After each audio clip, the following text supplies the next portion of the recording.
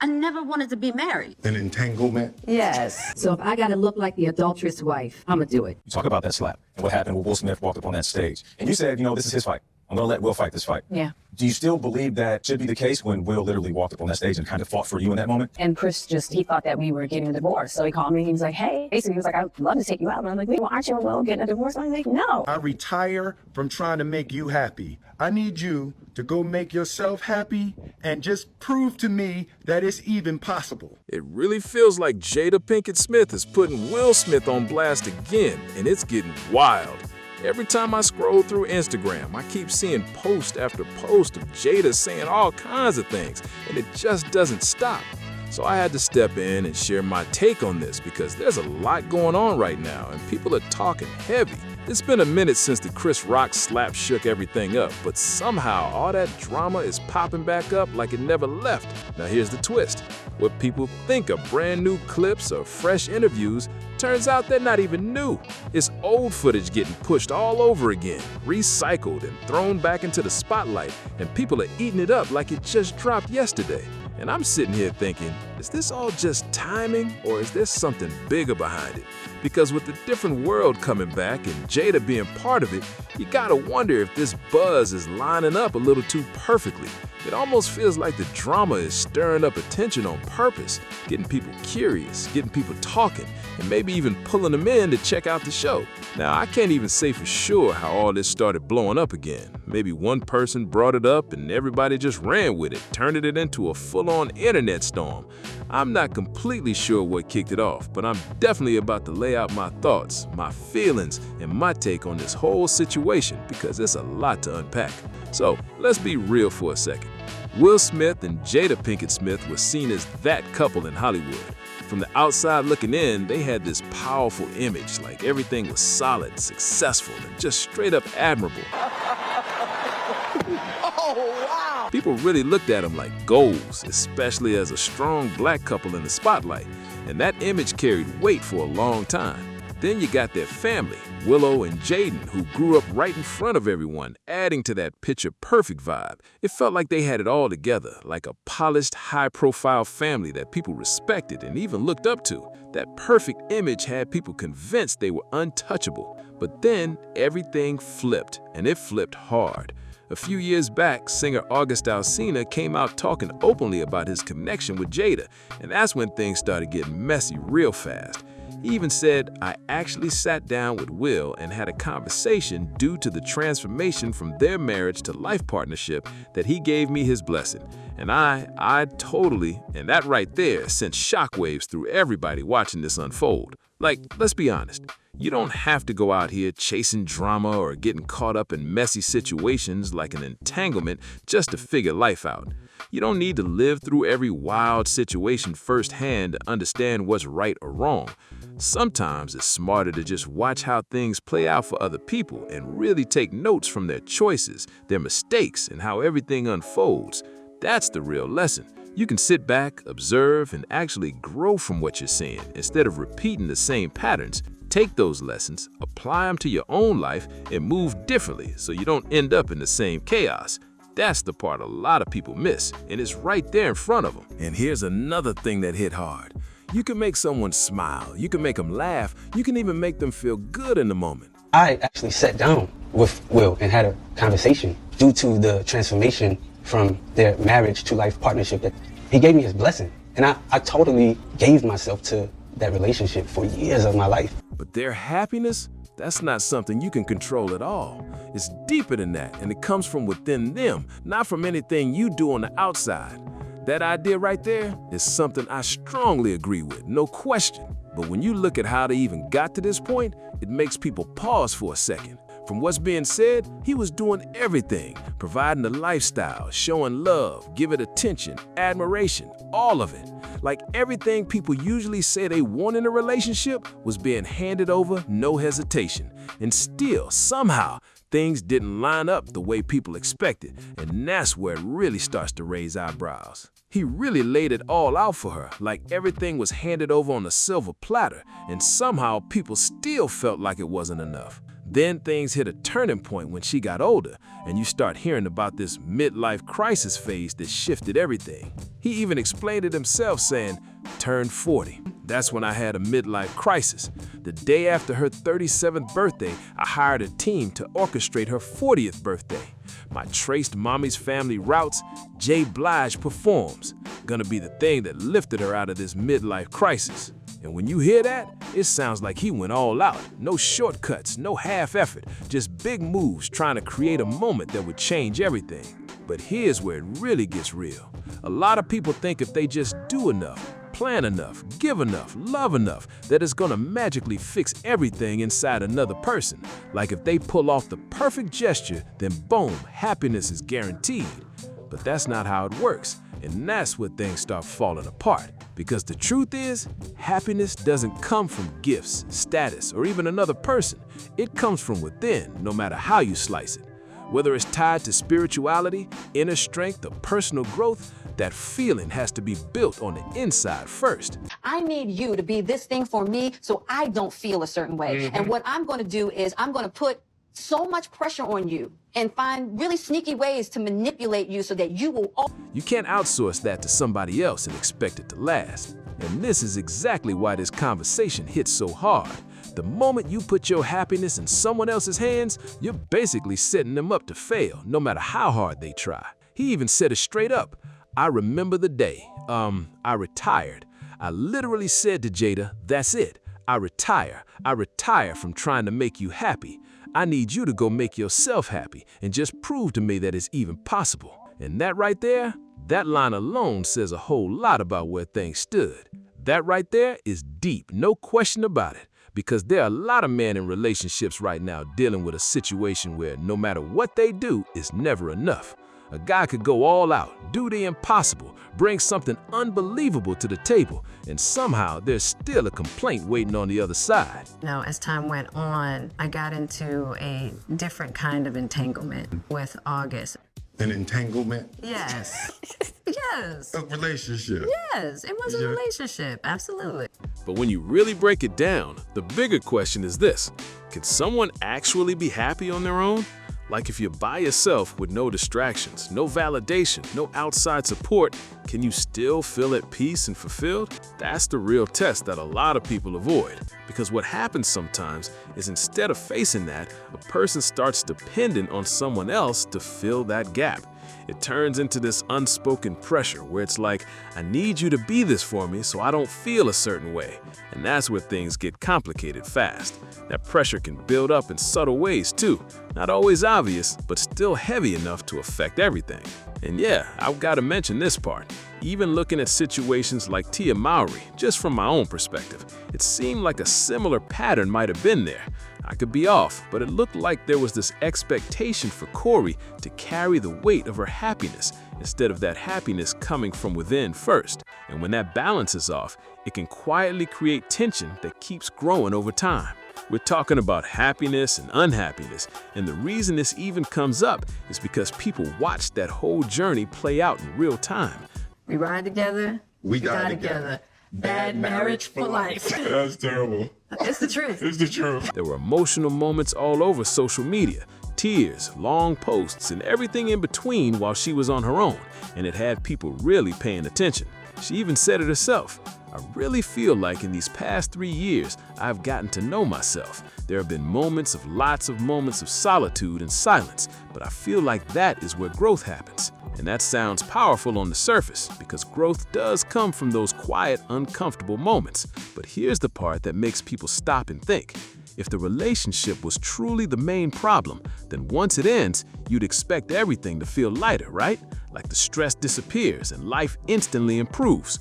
But in this situation, it didn't seem to play out that way, and that's what raised a lot of questions. Instead, there were signs of loneliness still being there, even in that space of independence, to the point where it felt like there was a pull back toward the relationship, almost like not wanting to be alone became its own struggle. And when you look at everything overall, it really gives the impression that what Will Smith was hoping for didn't fully match what Jada Pinkett wanted, even though he clearly wanted her.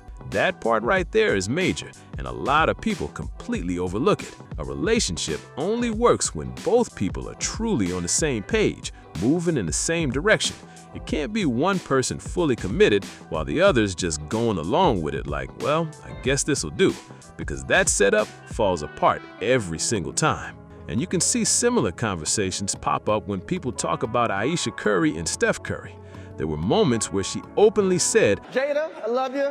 G.I. Jane 2, can't wait to see it. All right? Oh, wow. My wife's name out your mouth! I didn't want kids. I didn't want to get married. I thought I was going to be career girl, and that's it.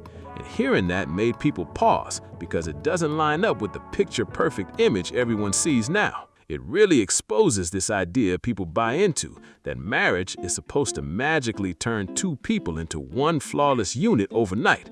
But that's not how it actually works. Yeah, two people come together, but it's really about two individuals bringing their own strengths and weaknesses to the table and building something balanced. Where one person lacks, the other steps in. Where one struggles, the other supports. That's how it's supposed to flow when it's healthy. But what's happening a lot today is something different, and it's causing serious issues. You've got situations where both people are fighting to play the exact same role, trying to lead in the same way, sitting in the same seat, and it throws everything off balance. And when there's no balance, no alignment, no real teamwork, things start breaking down fast, and that's where a lot of these relationship problems begin.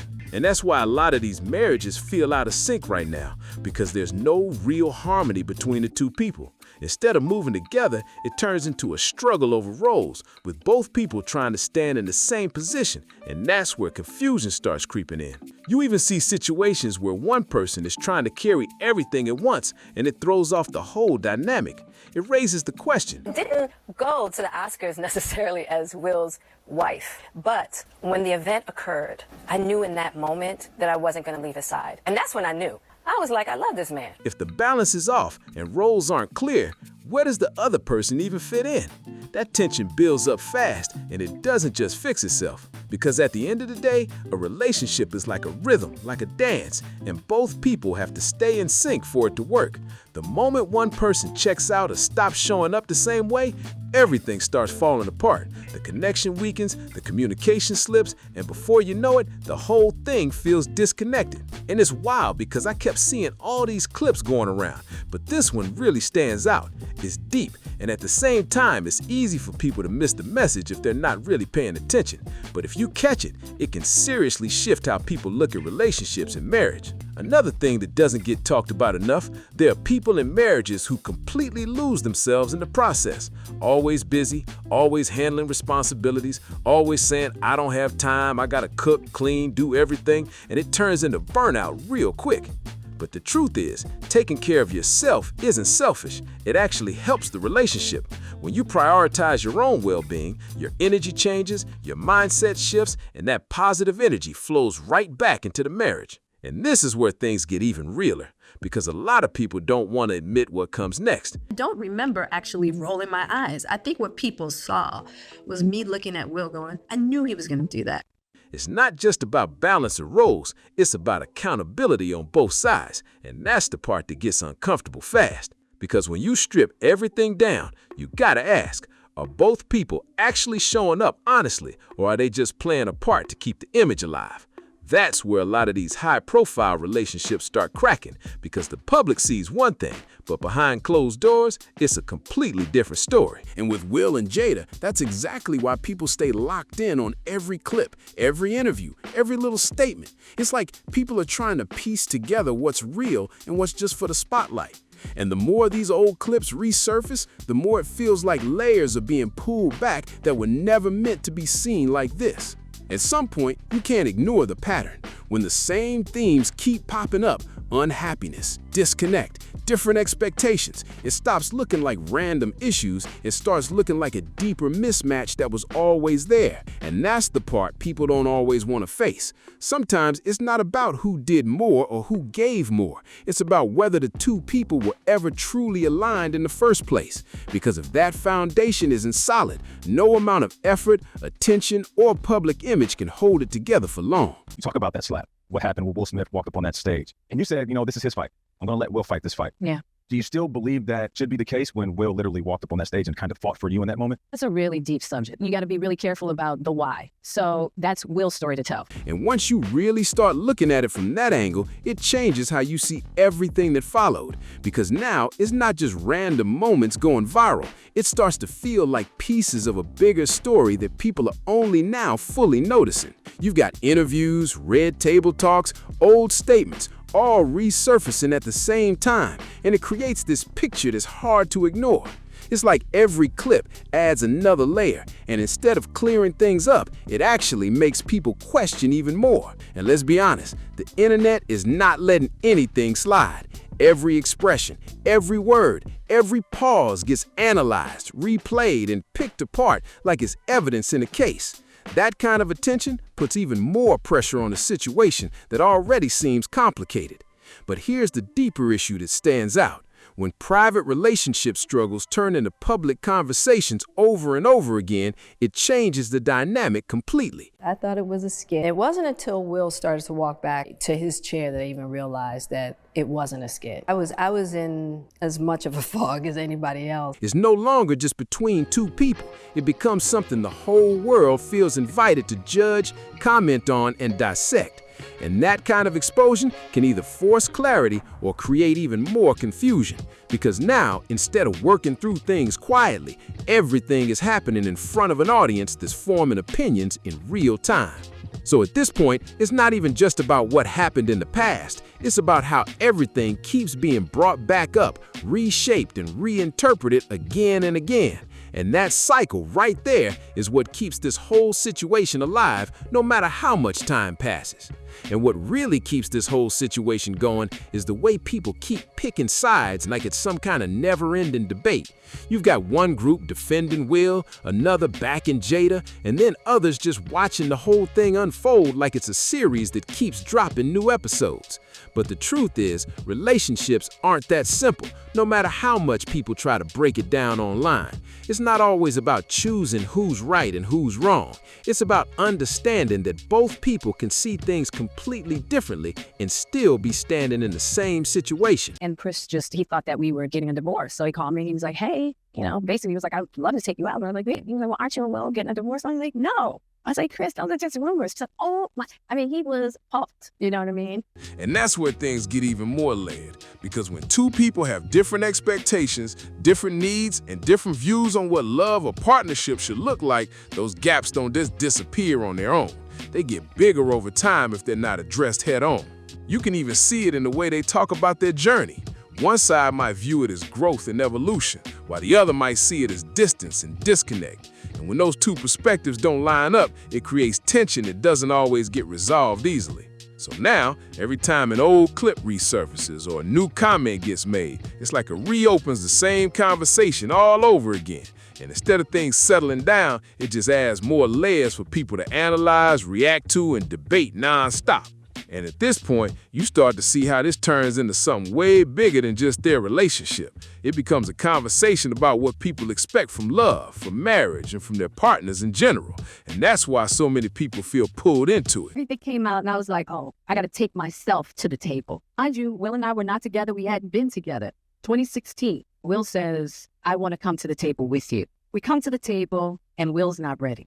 So I'm like, well, I'm going to have to speak my truth, but I'm also going to protect you.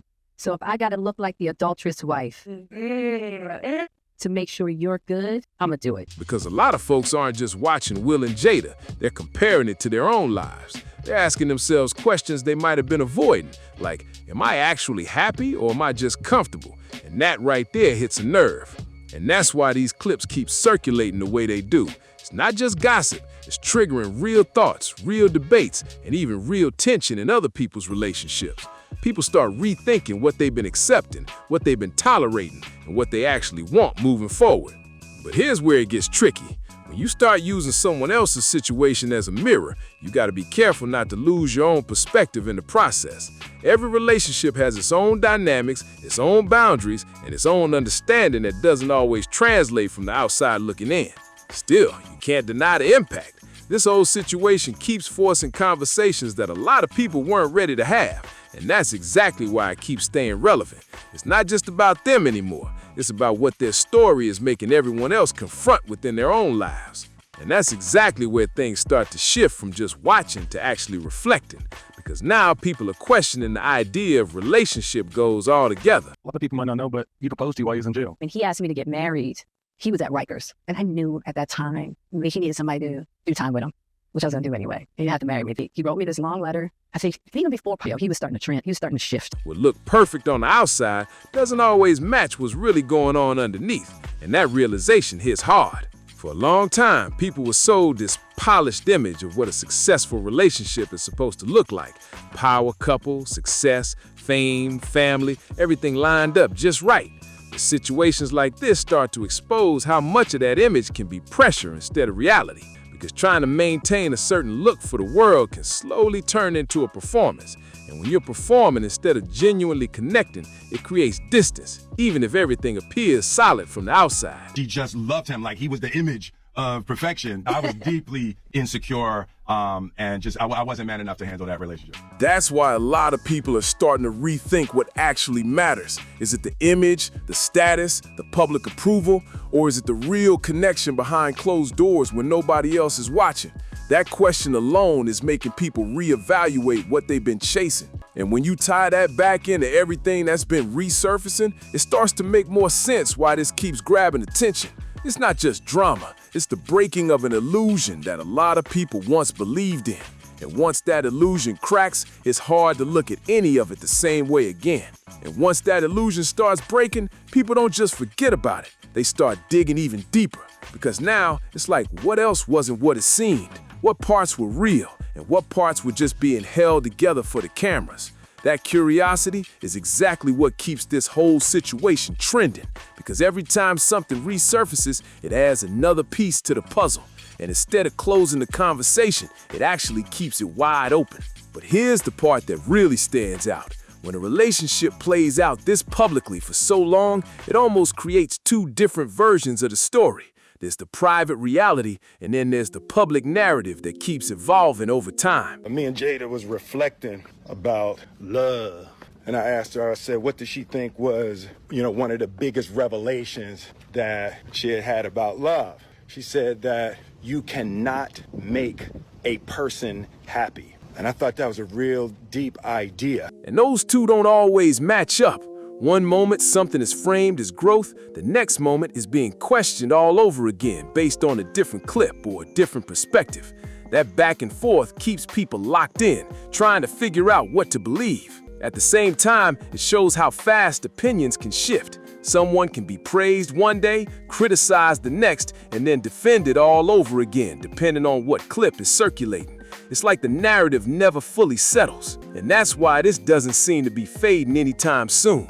As long as there are clips, interviews, and past moments being brought back into the spotlight, this conversation is going to keep evolving, keep expanding, and keep people talking nonstop. You can make a person smile, you can make a person feel good, you can make a person laugh, but whether or not a person is happy is deeply and totally and utterly out of your control. And this is where it really flips the conversation. Because a lot of women feel like they're supposed to carry everything and put themselves last, even when nobody actually asked them to do that. They end up prioritizing all these responsibilities, all these tasks, all these expectations that weren't even required in the first place. Meanwhile, you got some men straight up saying, you don't have to cook, I got it. Or we can get help for the house. Or even make sure you take care of yourself first, because they understand that when you're good, the whole relationship feels it. That energy sets the tone for everything. Because at the core of it, a lot of relationships really come down to a few key things. For some men, it's like, give me respect, keep that connection strong, and we can figure everything else out together. That foundation matters more than all the extra stuff people get caught up in. But what happens a lot of times is that everything else gets prioritized over that connection. The effort goes into everything except the bond. And then people wonder why things start feeling off or distant. So now I'm really curious to hear what you think about all this. Does that clip change how you see relationships, or does it confirm what you already believed? Make sure you hit that like button, subscribe, and share this with somebody who needs to hear it. And drop a comment below with your thoughts, because this conversation right here is definitely not over.